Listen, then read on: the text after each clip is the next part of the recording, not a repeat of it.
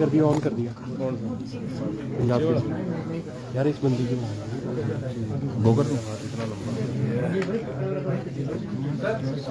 नहीं जी गिरेंगे थोड़ी देर करो कैसे किया हो गया भाई इसको टेढ़ा यार बस ठीक है नीचे देखो टंगी नमस्कार। Are you ready for the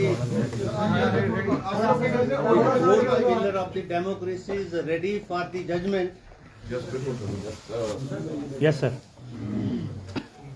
जैसा कि आप सबको विदित है, कल प्रेस में भी मैंने ये कहा था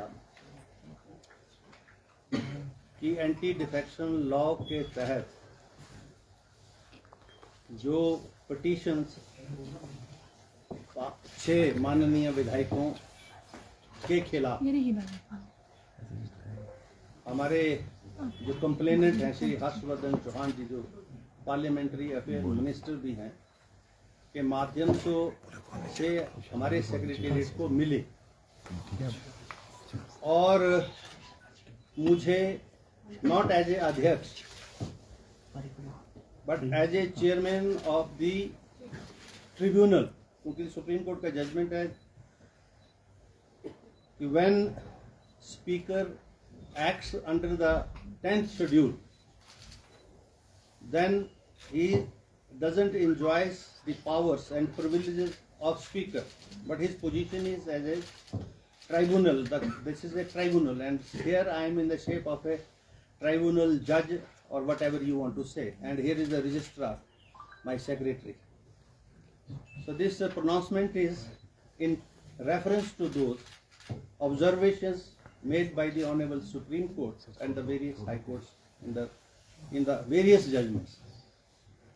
ये जो 6 माननीय हमारे हैं जिन्होंने चुनाव तो कांग्रेस पार्टी से लड़ा और जो एंटी डिफेक्शन लॉ के जो प्रोविजंस है, जो इस पिटीशन जो मेरे पास दायर हुई उसके प्रोविजन उन्होंने अपने खिलाफ अट्रैक्ट किए और उसी के ही संदर्भ में ये पिटीशन यहाँ पर जो है पार्लियामेंट्री अफेयर मिनिस्टर के माध्यम से हुई। और मेरा जो ऑर्डर है ये बहुत एलेबोरेट है, एग्जॉस्टिव है और लगभग इसके 30 पेज हैं, जिसमें मैंने जो कल माननीय जो हमारे learned advocate from the supreme court, from the high court for petitioner and respondent appear हुए, उनको मैंने पूरी हियरिंग दी, एग्जॉस्टिव हियरिंग। लॉयर्स जो थे वो बार बार पेशाब करने जा रहे थे, मैं बैठा रहा और मैंने कहा I will be hearing you if you want to continue with your argument up to 8 o'clock, 9 o'clock, 10 o'clock, 11 o'clock, 12 o'clock. She concluded the arguments at 6 o'clock. It started at 4 o'clock and one advocate took 1 hour and 10 minutes, the other took nearly 1 hour. Exhaustively they were heard. The record was perused.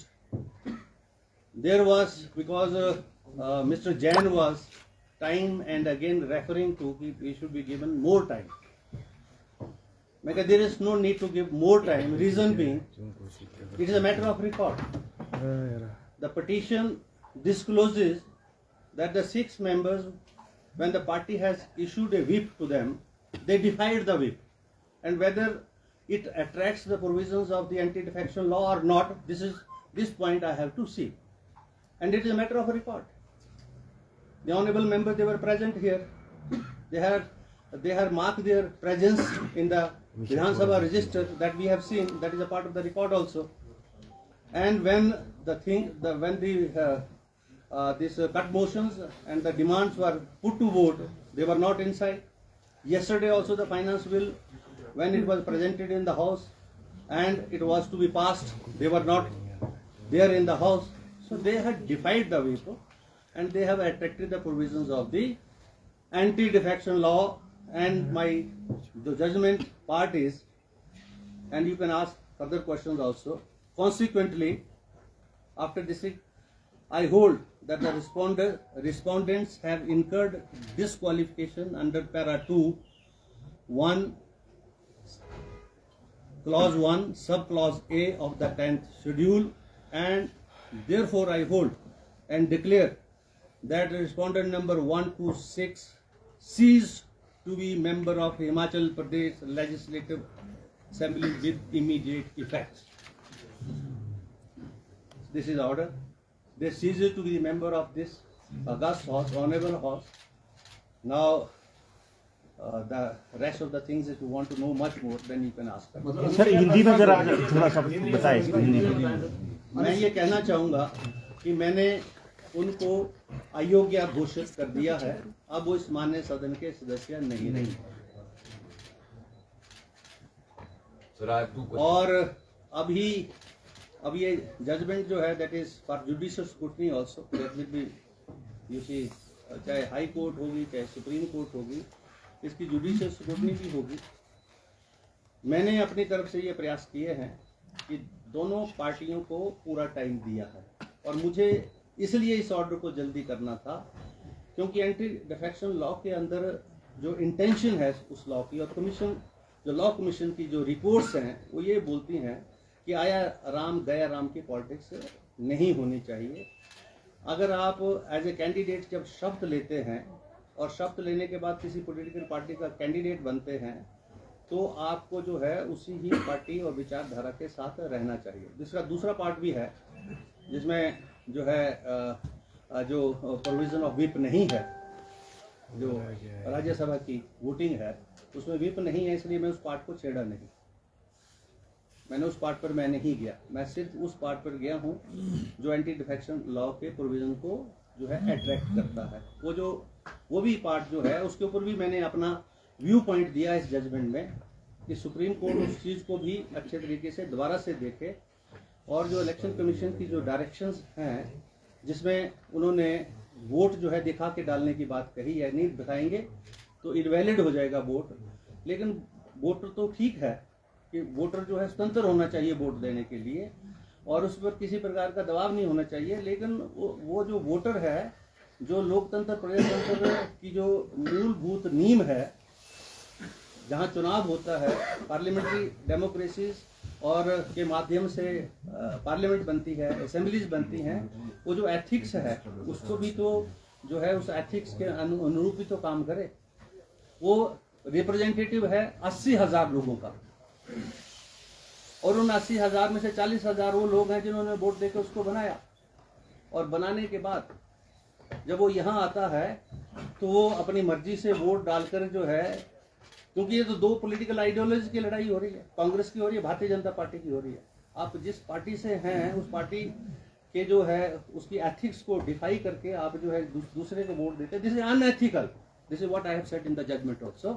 The supreme court में take a cognizance of that also, but I have mainly touched the other part, जो यहाँ पर जो है whip की उल्लंघना हुई, और व्हिप की उल्लंघना से उन माननीय सदस्यों ने जो है एंटी डिफेक्शन लॉ के जो प्रोविजंस है वो अट्रैक्ट किए, और उनको मैं यहाँ से बर्खास्त कर रहा हूँ इस सदन से। इनके नाम पढ़ देते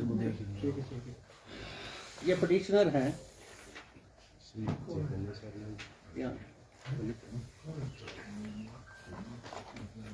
इसमें मैं एक चीज पूछना नाम राज्यसभा को छह ये पिटिशनर 6 के खिलाफ थी है। एक तो हमारे माननीय सुधीर शर्मा जी, दूसरे जो है चैतन्य शर्मा जी, देवेंद्र भुट्टो जी, राजेंद्र राणा जी, इंद्र दत्त लखनपाल जी और रवि ठाकुर। ये जो हैं ये इन सब का संबंध कांग्रेस पार्टी से है। अगर सर ये नई पार्टी फॉर्म करते हैं और 1/4 इनके साथ एडजस्ट होते हैं तो ये ऑर्डर इम्प्लीकेबल होगा उस पर? अभी तो ये ऑर्डर जो है, इस ऑर्डर के माध्यम से उनकी सदस्यता रद्द कर दी गई है। अब इस मान्य सदन के वो सदस्य नहीं रहे मेरे ऑर्डर के मुताबिक। हाई कोर्ट क्या बोलती है, सुप्रीम कोर्ट क्या बोलती है, क्योंकि मेरे इस ऑर्डर की भी जुडिशियल स्क्रूटनी है। This order is not in finality, this order is a subject of judicial scrutiny, and if the High Court, whatever the High Court says, there is a Supreme Court also for that. So ये जब दोनों जगह इसके ऊपर judicially scrutinise होके आएगी तब ये ऑर्डर फाइनलिटी होगा। जब उन्होंने कांग्रेस के खिलाफ वोट नहीं दिया तो एंटी डिफेक्शन कैसे होगा? सिर्फ विप के आधार पे भी एंटी डिफेक्शन? यस, होता है, वही मैंने पढ़ा है और आप उस लॉ को देख लें। नहीं, सर मेरा सवाल था कि क्या उनको भी सुना गया जो अफेक्टेड पार्टी जिनको उनके लॉयर्स थे, क्योंकि उनकी पर्सनल अपीयरेंस के लिए उनको इन्फॉर्म कर दिया।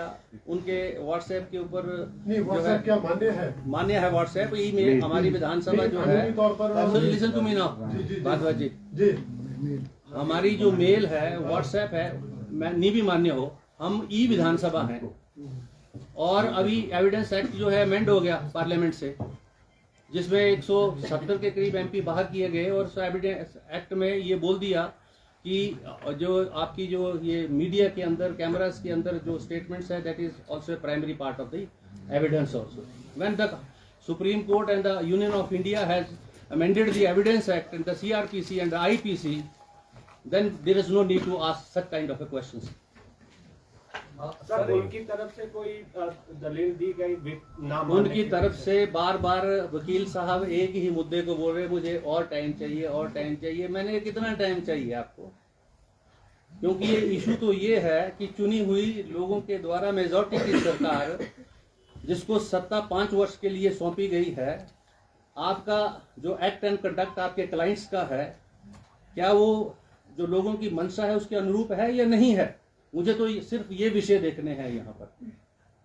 आप ये चुनी हुई सरकार लोगों की सरकार है, हिमाचल प्रदेश के लोगों की सरकार है, 5 वर्ष के लिए इसको मैंडेट मिला है। 40 लोग जो हैं कांग्रेस पार्टी से जीत के आए हैं और अगर वो आया राम गया राम की या खरीदो फरोख्त की या करप्शन की पॉलिटिक्स करते हैं, this part I have to see as a speaker, because I have to dispense justice to everybody and to the Himachal Pradesh as a whole also, not to the BJP and not to the Congress party.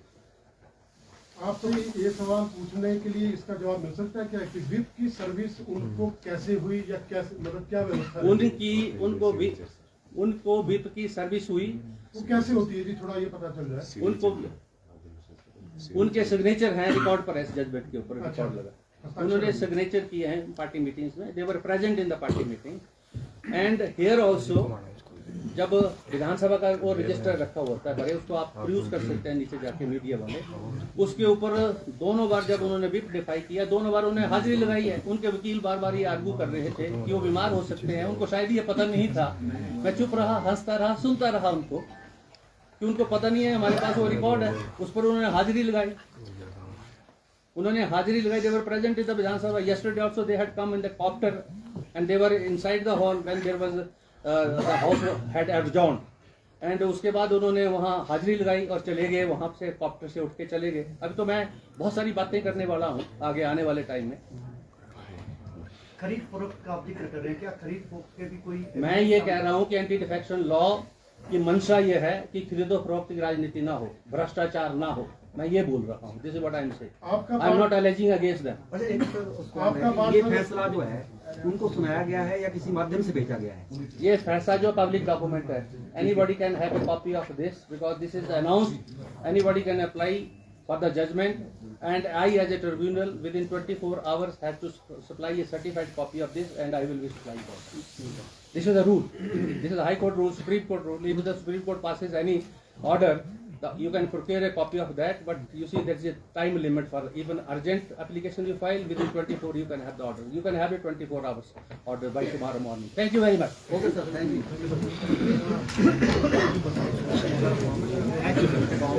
you.